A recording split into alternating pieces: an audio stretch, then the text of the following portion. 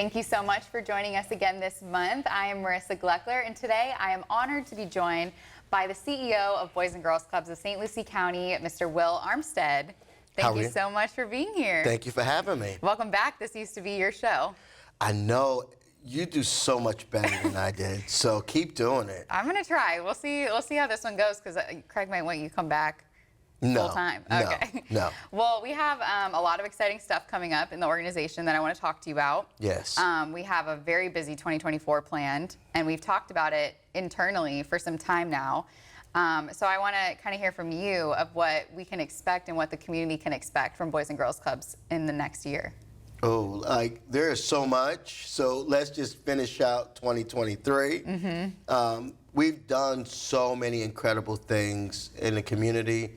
We've one of the biggest things I'm proud of is many of the partnerships that we've gained this past year. City of Port St. Lucie, with the mobile cart, or mobile club rather.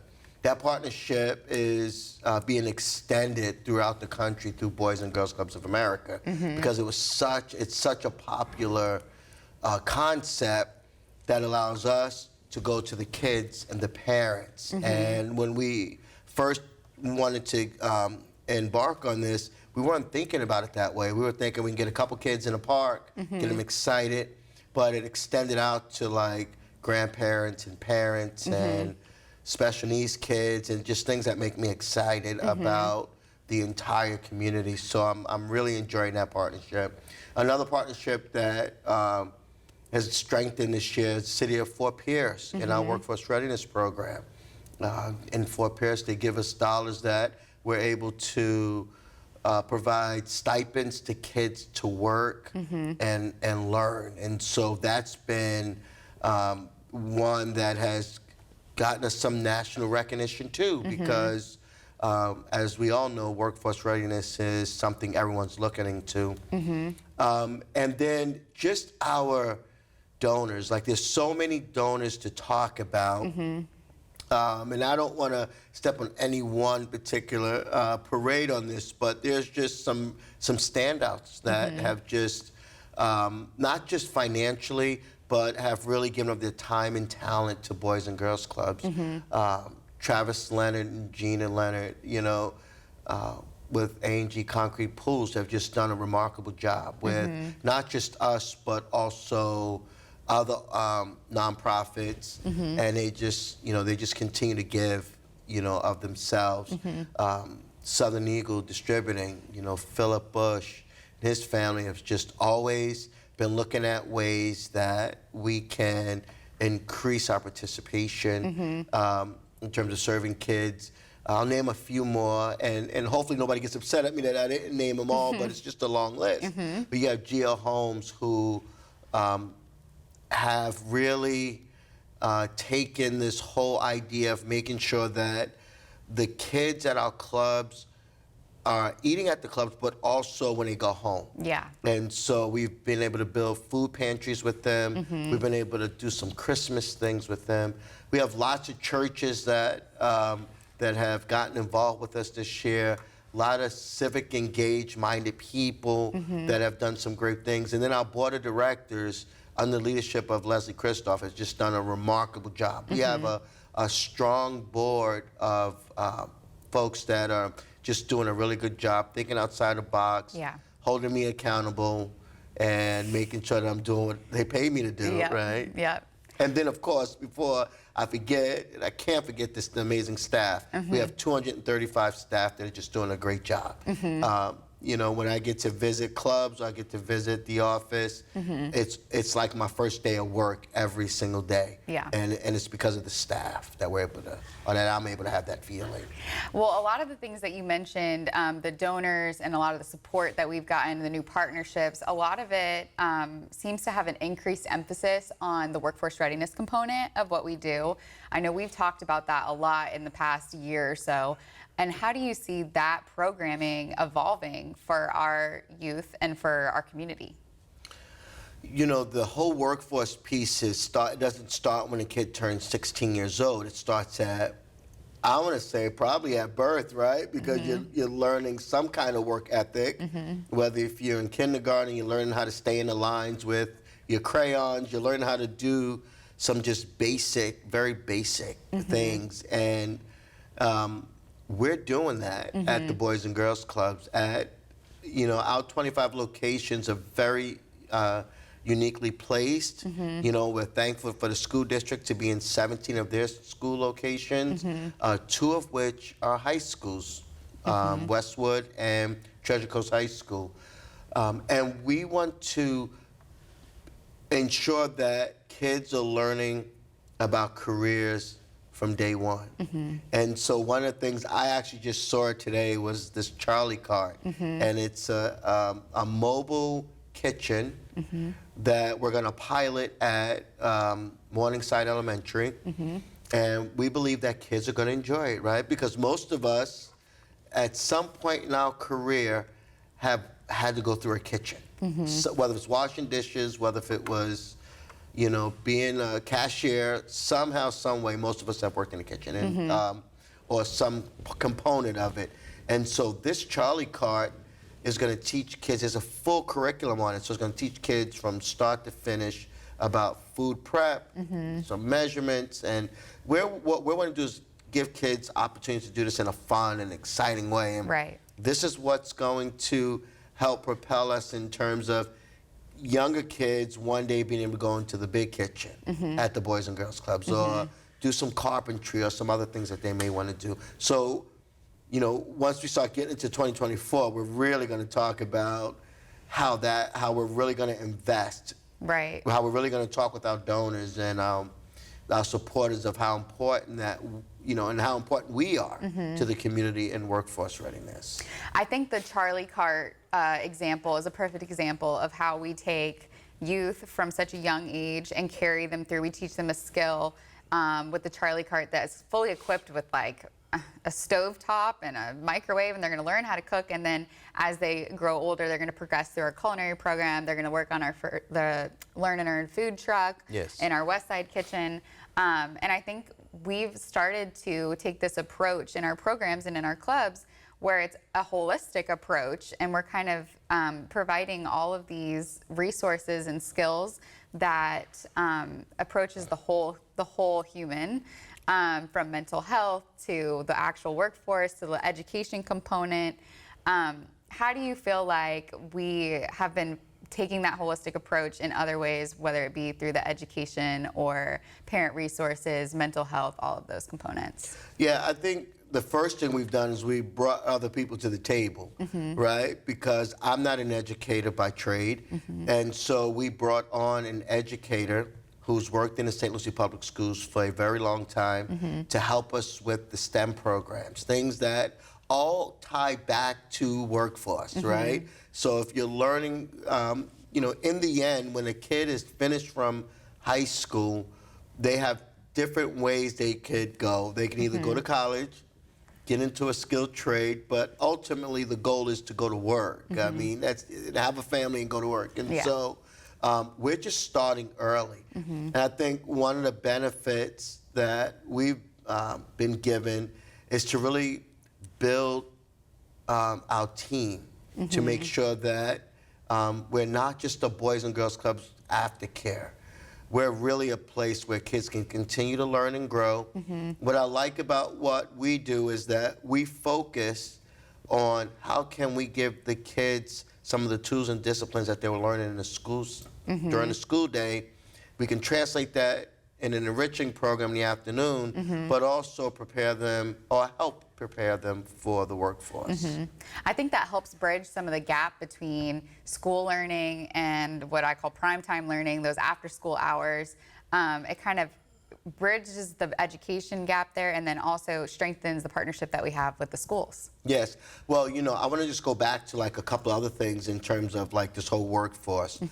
For years, we've been able to work with the Mets, and we've had lots of our kids that have grown up within the Boys and Girls Clubs and have done some great internships over there. And who would have thought like a kid from the Boys and Girls Clubs, 17 years old, was going to be one of the people announcing what's going on at the Mets. Yeah. During spring training. Yeah. Right? That's pretty awesome. Yeah. Those are the opportunities that we want to give our kids. And we look at 100% of the opportunities, like how's this going to benefit kids? You know, at each of our locations, at least in our club locations, neighborhood clubs, we have law enforcement, whether if it's Port St. Lucie PD, whether if it's the sheriff's office, whether if it's Fort Pierce PD. It's about safety, but it's also career opportunities, right? So those officers having fun with the kids, but they also talking about the career piece of it. You know, we've done some tours with kids over the years at the various law enforcement agencies, and the kids get to see that it's not just somebody with a gun and a badge. There are other opportunities in law enforcement, right? Whether if it's accounting, whether if it's detective work, whatever it is. Right. Our whole job in the end is to get kids on track for graduation so they can be productive citizens. And that includes workforce. And can you speak to how it's mutually beneficial, like how the community is impacted as a whole and how these individual companies or organizations are impacted by maybe letting one of our kids intern or by, you know, taking part in our workforce readiness program? Yeah, so I know that one of my board members, Taylor Hoskins, she had a young lady that wanted to be an attorney, and so she interned with her for the better part of a summer, and that gave her an opportunity to see, you know, am I like Will Armstead who watches Law and Order, or, you know, or do I really want to be, you know, an attorney, right? And I think that young person continued on to like pursue being an attorney, but it's like those internships make a difference, you know, because the young people get to see, is this really what I want to do? Even as an adult, we change careers quite a few times throughout our lifetime. The kids or the teens that we get to work with, they get to do it a little earlier to see, like, let me see if this is what I want to do. And, you know, I wanted to mention something that I think is just awesome, because Brian Barrow, who's the CEO of Career Source, him and I was just having this discussion the other day of, you know, the last few years that we had the Summer of Success, we've hired at least 2 of the kids to work with us. So right now we have a young lady that's working with us in the accounting department. She's dual enrolled, and she gets the opportunity to see what accounting is like. Right. She gets to work side by side with a CFO, Chief Financial Officer, and really see if this is what she really wants to do. And she's been with us almost a year now. And so she seems like she likes it because she keeps coming back to work. So it's important that our kids get those opportunities. And I'm glad you mentioned the Summer of Success and that we have internal opportunities for teens and kids to shadow. Obviously, we have a variety of different departments internally. And so it kind of brings in that safety component too, because kids and teens are able to get these summer jobs, summer shadow opportunities within the safety of their club. Yes. So I think the emphasis on safety is something we've talked about. I know we have an exciting safety committee that's working hard. So what can we expect as far as those areas in 2024? So I almost feel like I'm being tested here today. Well, that's good. Safety is our #1 priority. And so I'm happy that we have somebody that's in Rebecca Olson, who actually works for the county, who's one of the chairs of our safety committee, and Robert Rydell, who is also on our board, who is the chair for our safety committee. And then we have a number of staff that really, we kind of dig in to find out, how do we keep our kids safe? And we're not just talking about predators. We're talking about holistic safety for the clubs, making sure that kids don't get hurt. You know, making sure that we try to avoid like kids being injured and that sort of thing. And I'm very happy that we have minimal incidents and accidents at our clubs, because we put so many things in place that ensure that the kids are going to be safe. And that includes making sure that we have the right amount of staff, you know, staff that care, staff that really want to be there. So The Boys and Girls Clubs of St. Lucie County and across the country is the same pretty much. Our number one goal is to make sure kids are safe, but at the same time, they got to have fun. Yes. And kind of tying into the workforce program and teens and things like that, this year we saw an increase of traveling opportunities for our club members. We sent for the first time a group of kids and staff to Guatemala. I know we're gearing up to do similar projects next year. Talk to me a little bit about that, because I know that ties in workforce, it ties in with Youth of the Year and character and leadership development, but it also ties into just offering those life-enriching, once-in-a-lifetime opportunities. So talk to me a little bit about that. Yeah, you know, we're people, and we forget that sometimes that our young people are thinking all the time, how can I better myself?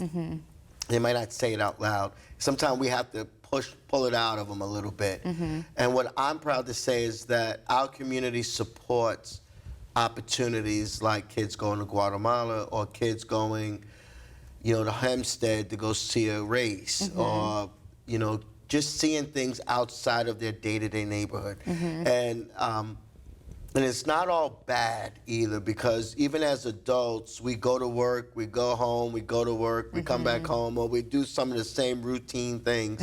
And we want to give our kids opportunities to see life differently, like explore, like if you go to Guatemala, see how they live, and then you can kind of come back and compare to how you live, whether if you're rich or poor, right?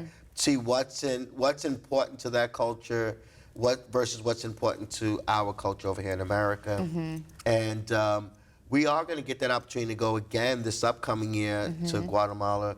But there's some really key components outside of just going to Guatemala. For many of our kids and even adults, it'll be the first time they get a passport.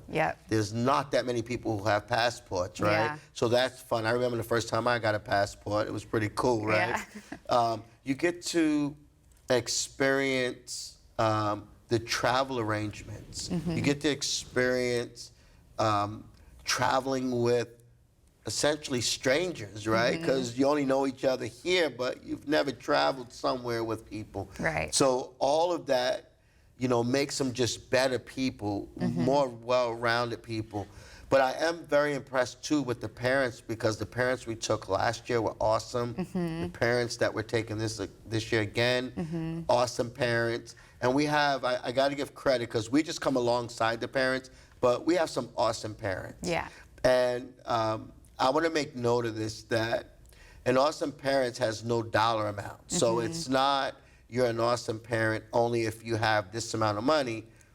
We have seen some of our parents just come to the table with skill sets, and it had anything to do with how much money or, you know, what they could give us. It was more about their heart and how they would, how they could provide in those different areas. But the opportunity that our kids get to just travel and I want to continue to do that. I'm going to continue when I talk to donors. Yes, we want to do in-club things, but I want to go external. I want to go outside the club. And there's an additional component to that too, that we give staff opportunity to travel. And I would be remiss to mention that we won Best Places to Work again this year. So that, I think, is part of that we're offering these professional development opportunities that are worldly. You know, we're sending them to Guatemala and places like DC and Tallahassee. And there's a big advocacy component to that as well. And also, to tie in another component, we had in Guatemala, you guys did the like the mission-oriented, you did a service project over there with another nonprofit. And I think partnering with other nonprofits is really important to us as we move into 2024. No, I mean, you're absolutely right. We had our young people talk with their young people, and young people talk a little bit different than the way we talk as older people.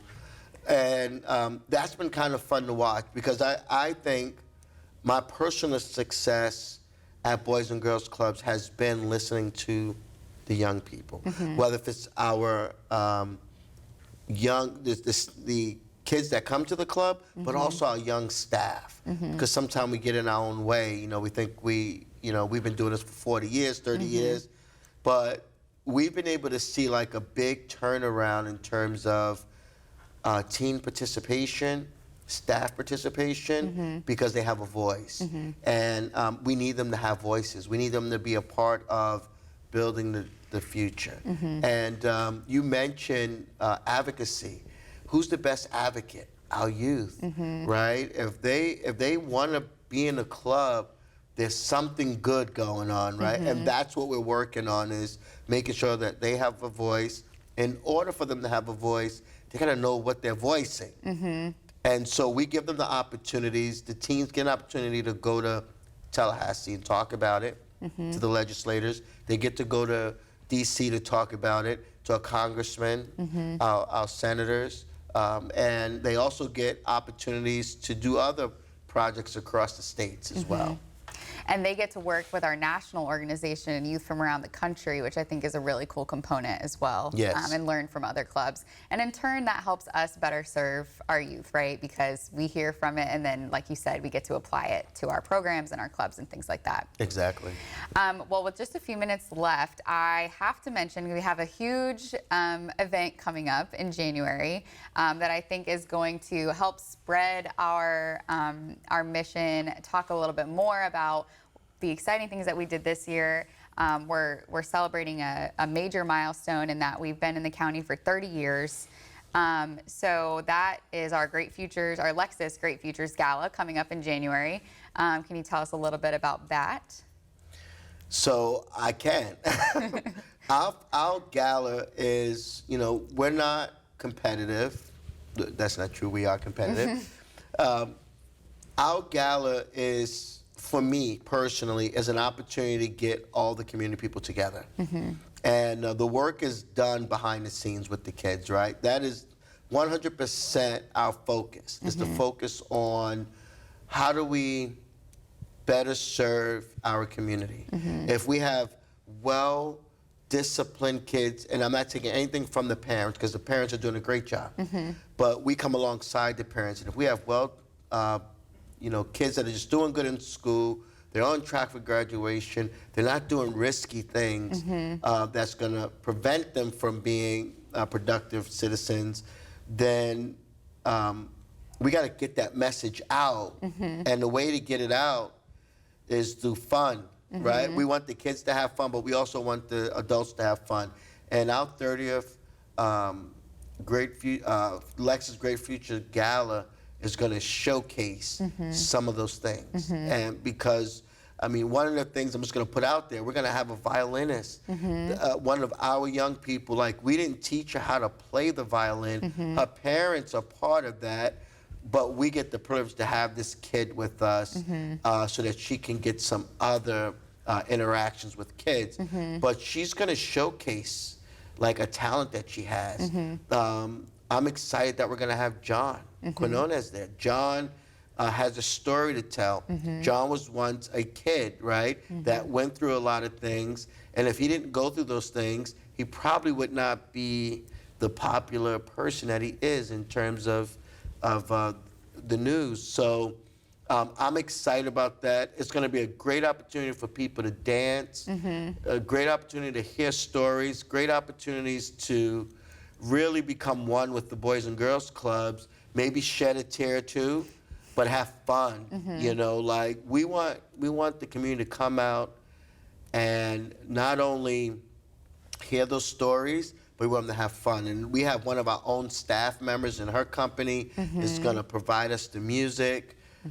We're so thankful for all of our VIP sponsors. We're especially thankful for Lexus for being the title and what they're providing for us for this gala. And we've already have a few hundred people already signed up. It's going to be one of those events. It's going to be 400 or 500 people. So if you like large crowds, it's the place to be. If you don't like large crowds, you could still come because it's still the place it's to be. Such a big venue. There's going to be, if you need to go in the corner and hang out with 2 or 3 people, you'll be able to do that. But it's going to be a fun event. There's going to be a lot of fun, cool activities happening. We got an international designer that's going to wow you with some gowns. We have one of my dear friends, who owns a tuxedo shop that's going to wow you with some men's clothing. We have some community folks that are going to, his name is Clifford, by the way. We have some local celebrities, some local people that will be wearing those outfits throughout that time. So the gala is going to be just a fun and exciting opportunity for all. There's a lot of different components to this gala. It's going to be is. so exciting. I'm looking forward to it. And I think it's cool, like you said, how we've been taking events like the gala and chili cook-off and things like that and really incorporating it into our clubs and getting our kids super involved and our staff really involved. I think that's the only way to truly showcase what we do. Yeah, you know what's funny? Like this particular gala, I'm so excited about it because you're right. We have so many staff that are going to be a part of it. Like they don't get a chance to see some of this. I think we're going to have as many as 40 staff that are going to have some type of, actually that's not true. We have all 25 locations are building baskets. So we have everyone that's getting involved in the gala, but then we're gonna have 40 staff that are gonna be working the gala to make sure that everyone at the gala is feeling good. You have 40 people to talk to. Right. 40 people to say, tell me what you do and how do you do it, why you do what the work you do. So. And we're hoping to have art pieces by our kids. Yes. We're going to have a violinist, like you mentioned. So there's going to be a lot of opportunities for guests to learn about what we do and see it firsthand. So that's very exciting. And it's going to be a great way to kick off our year. And like I said, it's the anniversary, it's our 30th anniversary. So we have a lot to celebrate at this event. Yes. I remember sitting in your seat and being like, man, there's like 1 minute and 47 seconds left. And Will, like, you got to make sure you drive it home and don't go over 1 minute and 40 seconds. And I won't do that to you. Drive us home, Will. Let's do it. I am most thankful for this year is that we have built a team that really want to be at the Boys and Girls Clubs and to serve St. Lucie County. In 2024, we're going to see a lot more of that. We're going to get stronger.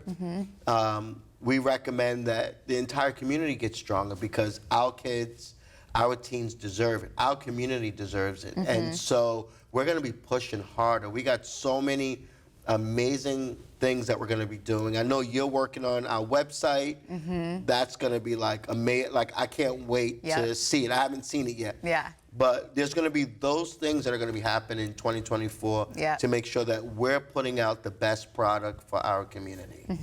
And in turn, we're going to be able to impact so many more kids on top of the thousands that we're impacting already. So I'm really excited for all the things that we have coming up. And I'm excited for all of you to experience it as well.